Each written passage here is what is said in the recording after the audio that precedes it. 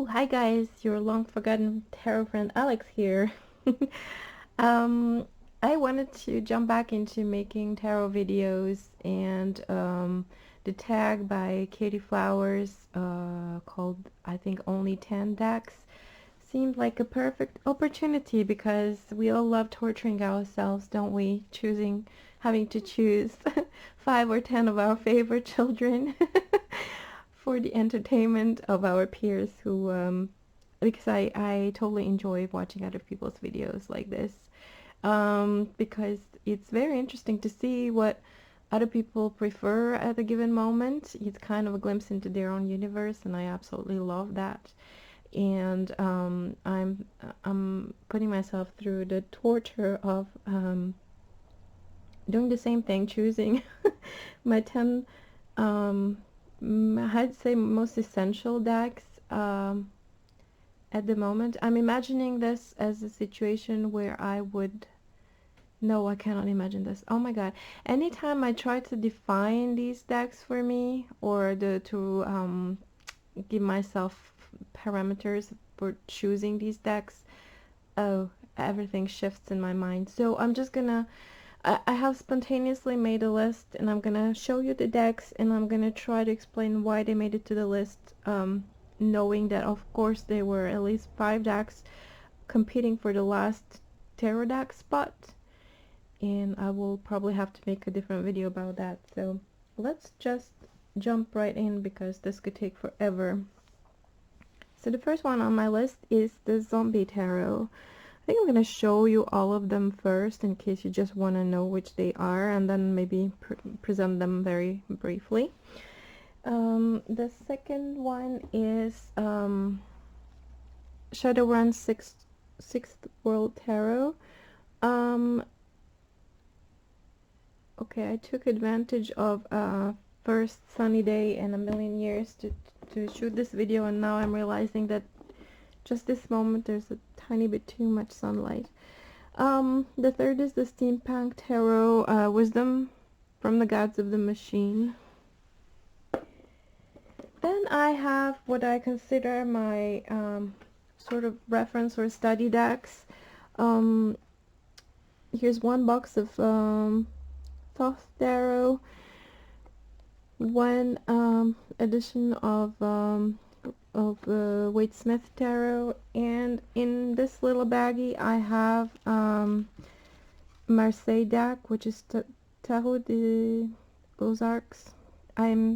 As a French citizen, I'm having a bit of trouble with the grammatical structure of the name of that deck, but it's okay. I think I figured out why. Then we have 2 of my decks that I might consider as my soul decks. So here is Phantasmagoric Theater Tarot. I think it's a curse that I can never shoot a video without having lighting issues, whether it be natural lighting or artificial one. I swear just a few minutes ago the lighting was absolutely perfect, and as soon as I'm done making the video it's probably going to be perfect again. But hey, please bear with me.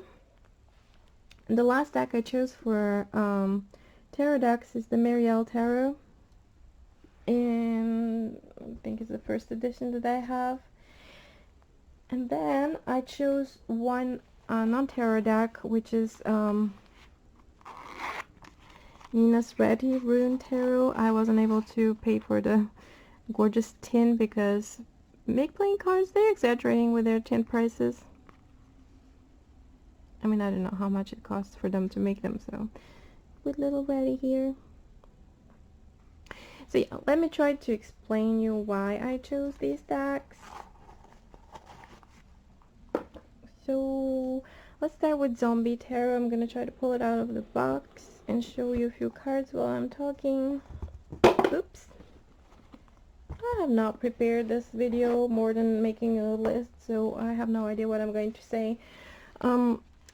I'm gonna try and stay practical about it. I love this deck for reading. It's I've just been on a 1.5 year long hiatus, essentially since the plague breakout and all hell broke loose on the world, and I was I was really not feeling anything spiritual or tarot. For the first time in my life, I was weirdly feeling grounded and,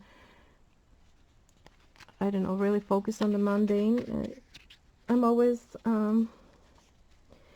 daydreaming. The rest, I'm constantly in the clouds, and that was the first time in my life I actually got down on earth. So I'm not gonna complain about that, but that's just how it happened. I would have wanted to be there for people and offer free readings and stuff like that, but I was just not able to access anything spiritual. So this deck is the only one I would pull occasionally.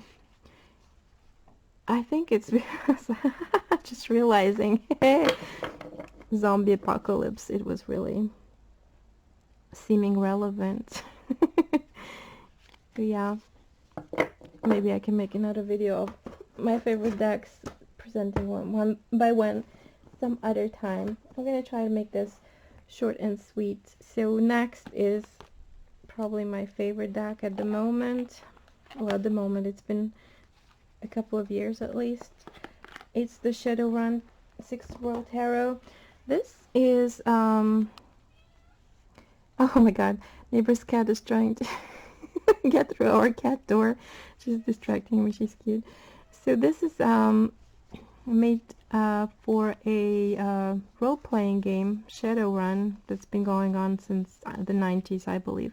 I've never played any of those games, so I cannot talk about it from that standpoint, but only as a tarot reader and collector. And this is one of my favorite decks because it's a little bit dystopian, cyberpunk, fantasy.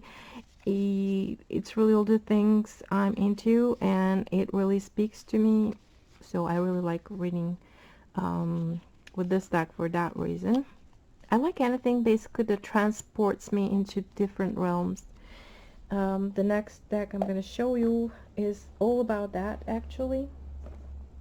It is the Steampunk Tarot. This deck I have never really read with. I mean, I've tried, but it just doesn't, oh,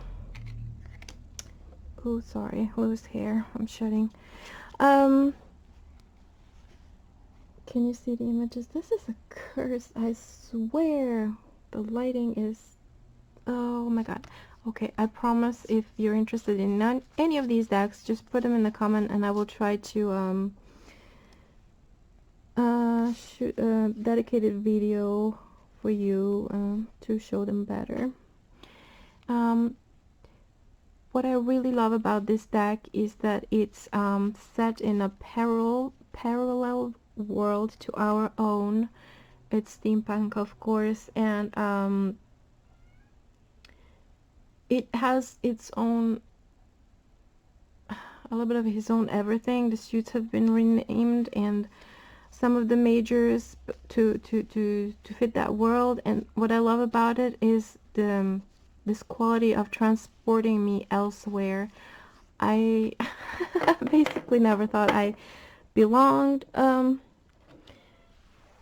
this planet, more or less. And so yeah, I guess that's why I'm attracted to everything that's a little bit strange. Where is, so next one, yeah, next one is one of my sort of study decks, my reference decks. I wish I knew Thoth better, but I think I have a raging case of undiagnosed ADHD, and this requires really a lot of study. So what I'm doing is, when I really feel the urge to learn Thoth, I just grab my 5 or 10 books that I have for it, and I pick a card and I kind of read up on it. I don't think this necessarily needs to ever become a reading deck. I know it has the capability of being used for like divination or just regular reading, but for me it's more like a compendium of occult knowledge, and I think it's interesting in that way. It makes you learn about a whole host of other systems, and also the worldview through eyes of a genius madman.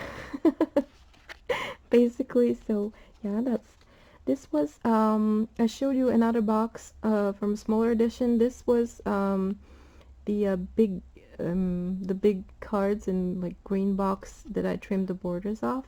I cannot stand, as much as I love Thoth and I have several editions, I always chop off the borders. I just cannot stand them.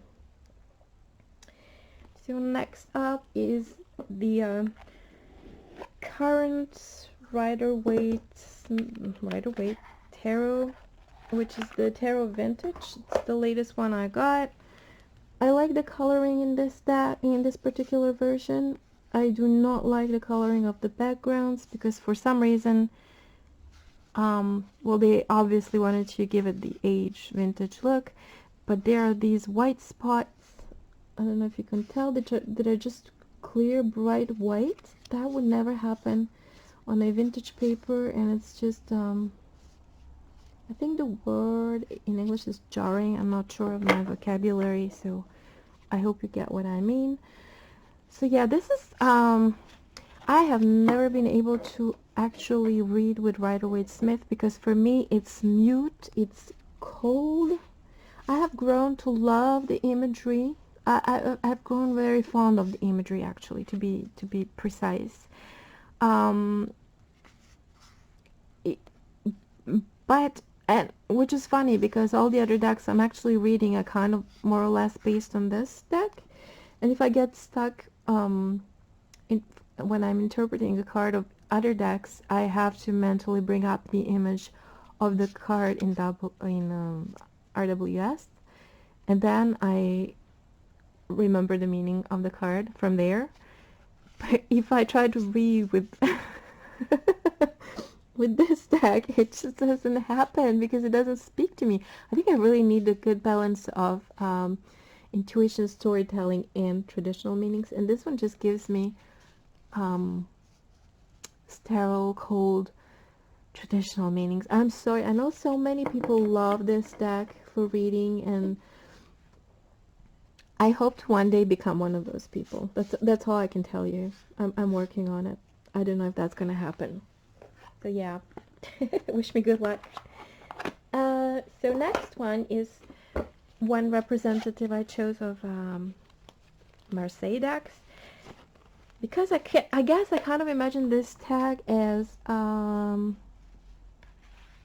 if for whatever reason I could only have 10 decks, but as I'm saying these words, like my heart hurts and I want other decks that haven't made it to the list. So I don't know. I tried to be pragmatic about it. I tried to choose my absolute favorites that came on top of my off the top of my head like that spontaneously, because I know that I would be really sad if I didn't have them with me.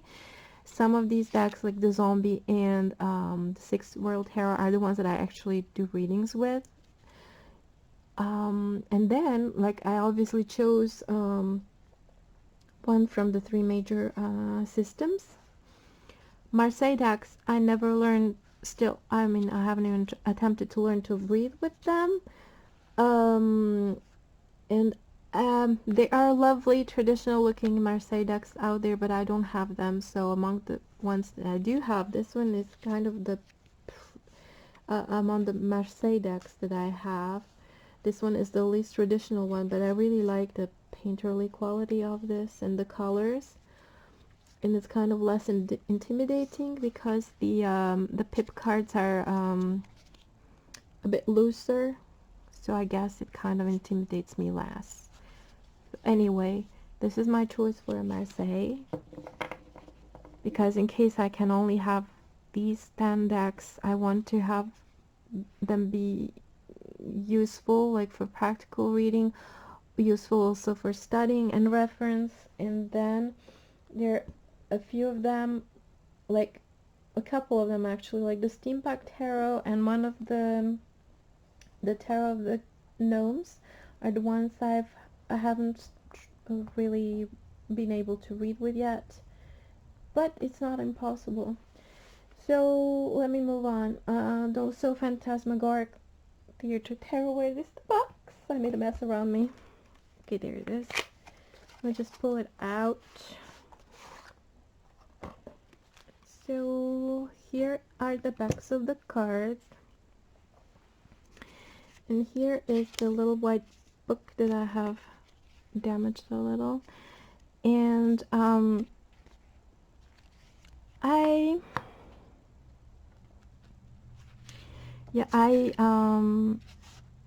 there it is. Good. I'm going to read you a couple of quotes I wrote on the little white book. It's they were made by a reviewer on Amazon.com called Janet Boyer. I don't know if she's a writer, but her comments were so beautiful and poignant, and they really describe the essence of this deck perfectly. The first one is like looking into the eyes of a monster. The view is both disturbing and irresistible. Because they're not quite human. They're basically toys, as her other comment is going to explain. There's something off about them, but we can still relate, and it really pulls us in. So the second quote is my absolute favorite.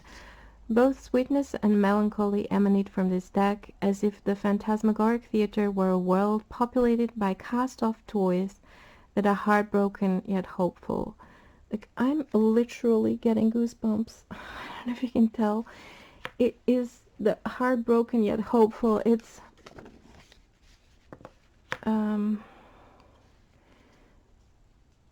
It makes me think of a child that had, I was going to say something that could sound way more dramatic than I would like to, but a child that had been treated unfairly, let's say, but who still gets to keep its innocence and to keep its open mind and open heart.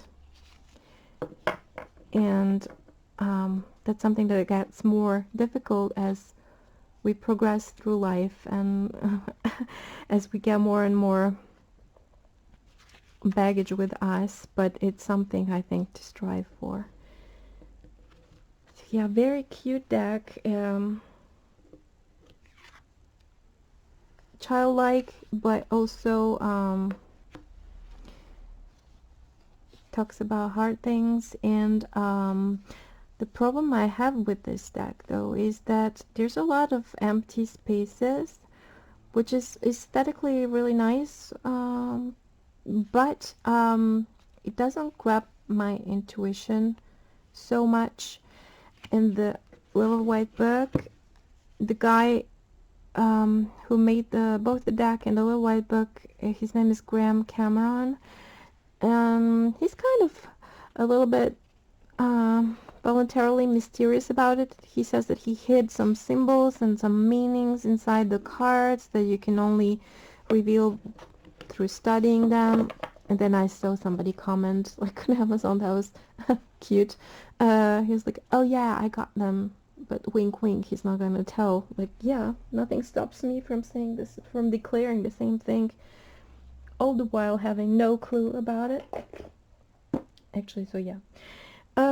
What was the next deck? Oh yeah, the Tarot of the Gnomes. It's one of the first decks I ever had, so I've been into tarot for over 6 years now, and this one is so cute. I think it's one of them Italian decks by Lo Scarabeo. Who made this one? Let me see. Art by Antonio Lupatelli. And then you usually have someone from Lo Scarabeo who is going to write the little white book. But I'm not convinced that people usually, I'm talking in general for Italian decks from by Lo Scarabeo, I don't think there's really communication between the artist and the one interpreting the cards. I don't know. I know in this case there's a book that comes with it. I was able to find it in Spanish. I don't speak Spanish, but I understand quite a bit of Italian, and I speak French. I live in France. So kind of I can make out stuff from the Spanish book quite easily, but it's still work, and I never really had the time or the energy because ever since day one I started frantically collecting tarot decks, not for the sake of having a huge collection. I wish my collection were much smaller, but trying to find the perfect deck that's going to work for me. It's kind of a form of procrastination, active procrastination. I don't know. But this one has really cute imagery. I wasn't focused on imagery while I was talking to you, so I wasn't able to see where are my favorite cards that I wanted to show you. Basically, they're really very cute. I like anything fairy or gnome related anyway. I like that some of them are petty in here. They're not just the cutesy, like they have they have issues. Where's the sun card? I love the sun card.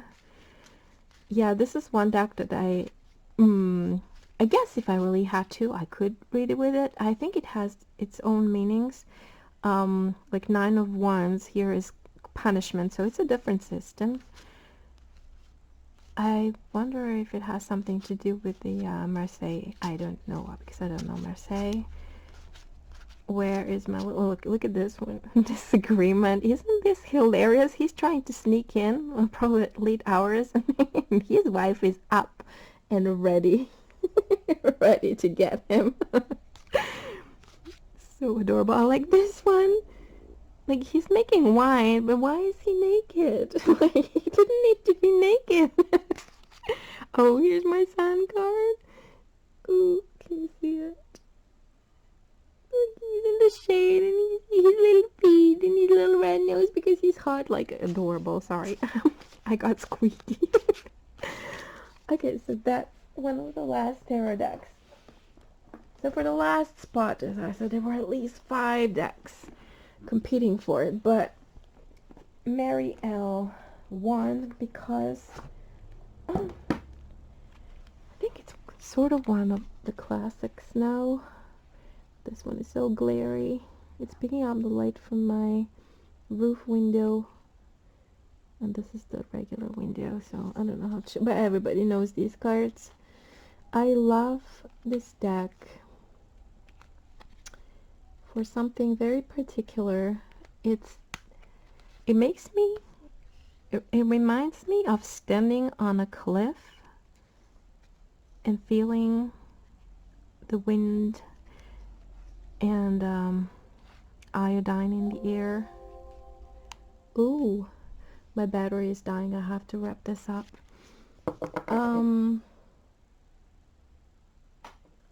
I hope I can make it. If not, I'll just stop this here actually, and I'm just gonna stitch the 2 videos together. See you in a minute.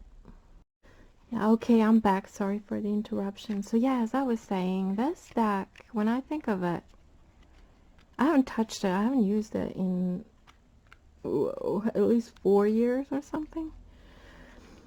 But when I think of it, it reminds me of standing on a cliff, feeling the wind and the salt in the air and the invigorating qualities of that air.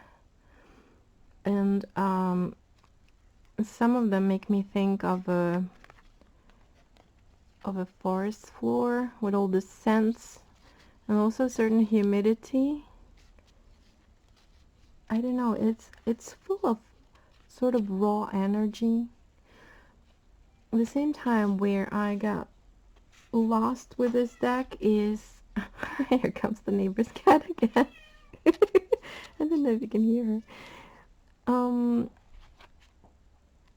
It has like the book in the first edition at least is very a little bit complex to read. I like it because Marielle is, for me, a true artist, and it feels in the way she talks about the cards as well. She isn't like pragmatic. She isn't too pragmatic about it. She really expresses what she needs to express, both through her art and through her writing. I know she or somebody else redid parts of the book in the second edition. I tried getting the second edition as well, but the cards were had really a lot of printing issues, so I didn't end up. I had to return it. Like, I did see that they made it a little bit more beginner and user friendly. And now I want to show you my last deck, which is a rune stack. It was made by Nina from Shadowrun Tarot. I know many people have this deck because it's absolutely adorable. It reminds me of her Ratty, but she'll forever live on through this deck. Here he was as a baby, sleeping with a stolen rune. And this deck I would choose because, first of all, it has moon cards, which I do have a connection with moon cycles. And also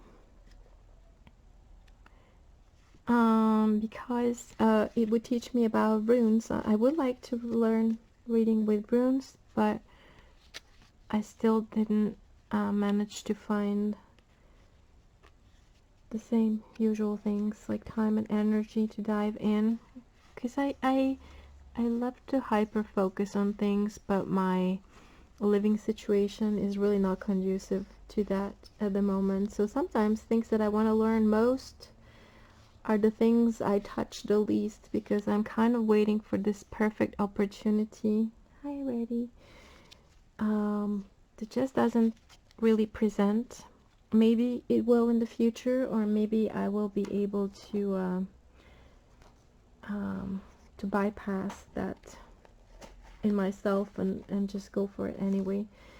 So yeah, those were my 10 decks, guys. I'm feeling a bit of rage and frustration towards any kind of these very limiting tags. At the same time, they're exciting even for me, but I really need to I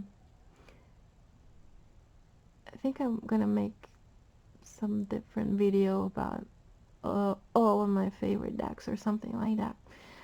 Soon I have to give it a think. So thank you for watching. I'm gonna continue watching everybody else's videos. It's great. I adore watching these decks. Have a great whatever time of the day it is for you, and hope to see you soon. Bye bye.